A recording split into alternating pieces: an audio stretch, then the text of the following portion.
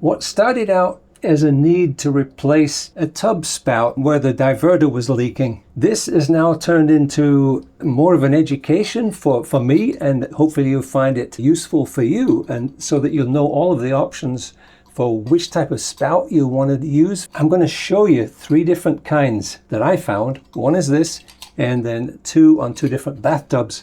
And also stick around to the end, because you may not even want to change this whole thing. And I'm going to show you the whole process that I went through.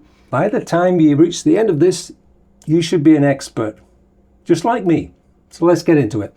Take a look at this spout that I just bought. This happens to be the wrong one. Here's one that I purchased to just go onto the end of a 1/2-inch pipe. It has a seal inside, so you just insert this onto the pipe, and then it fastens with a set screw here.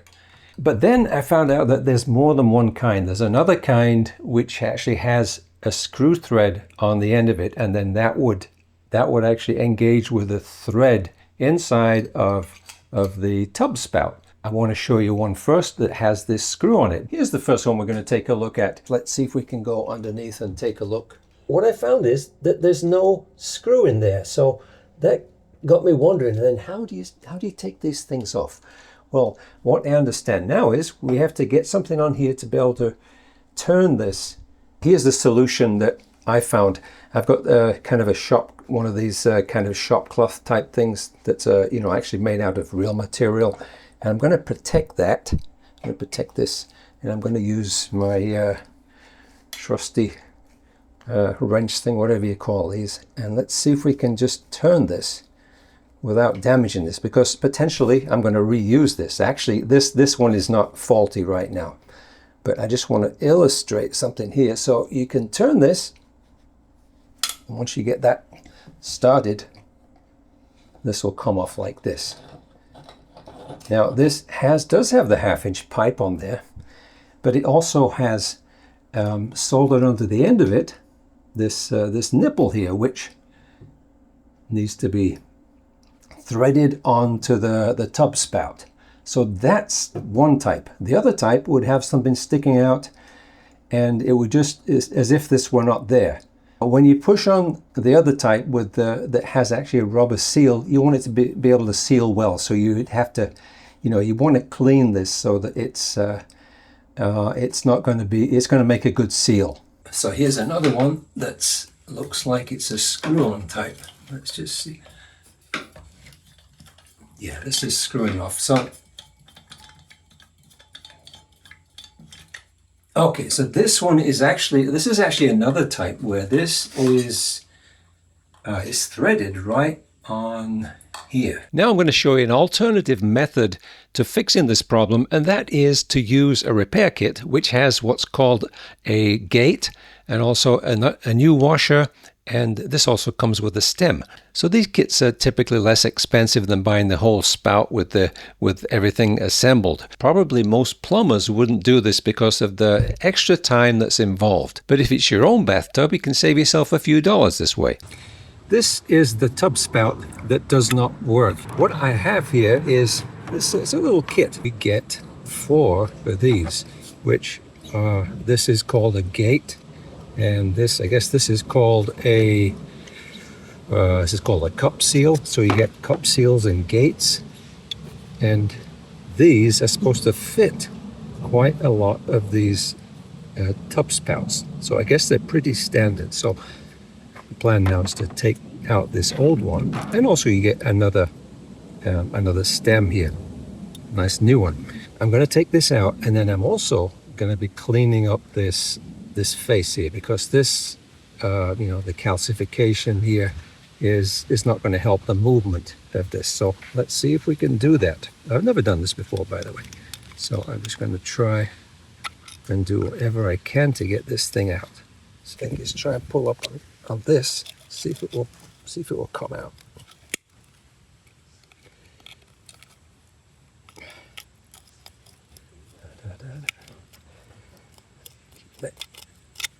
There we go. All right, so there's the old one, and if I look at this, it well, you know, maybe it doesn't seem that bad, to be honest. But let's compare that to a new one,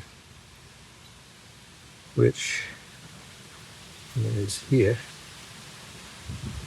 So I think probably the biggest problem is the calcification of this in here. So I have a little tool. I just happen to have this, but and I'm not sure if this is going to do the trick, but this has a little pad of sandpaper. If I stick that sandpaper on it, I have some little pieces that go on here. Let's give it a try.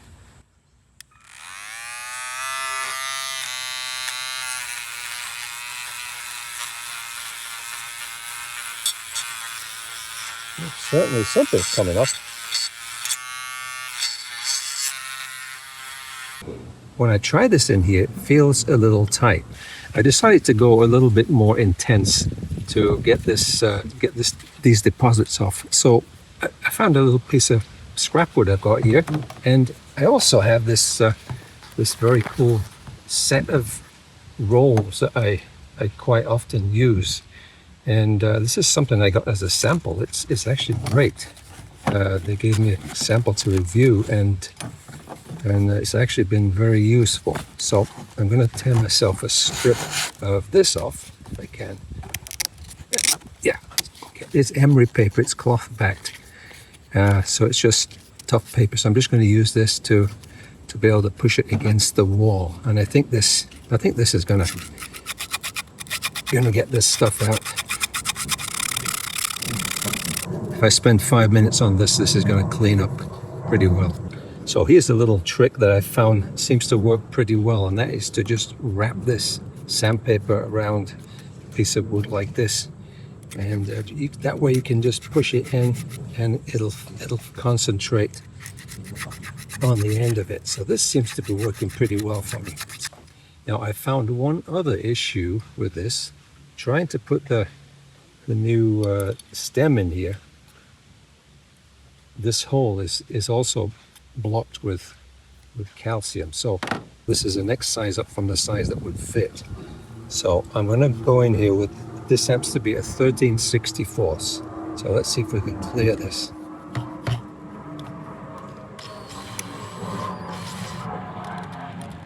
Without breaking the drill, hopefully. Maybe I should put that.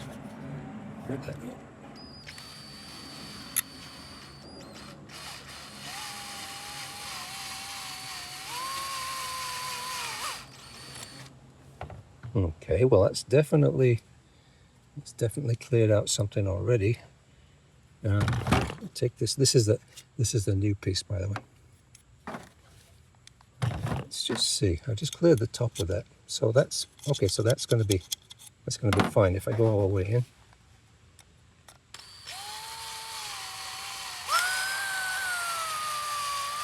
There we go. So I think that's going to be just fine. There we go. This is quite clean now, so I'm going to try this. So we'll put this in place, and this is of course it's a reversal of taking it out. So let's see how it is.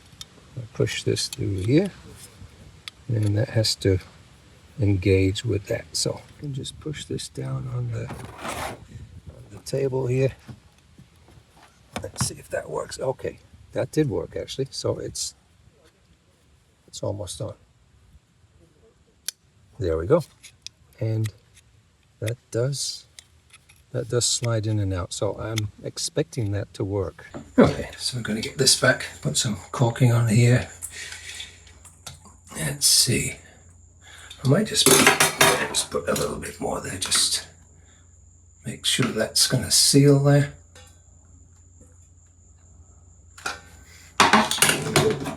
And here we go.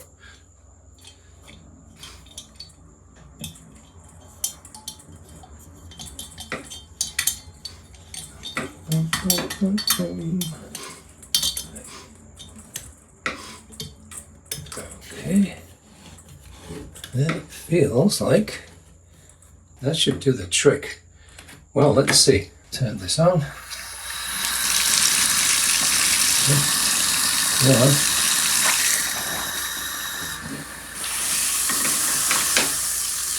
There we go. A little bit coming up there.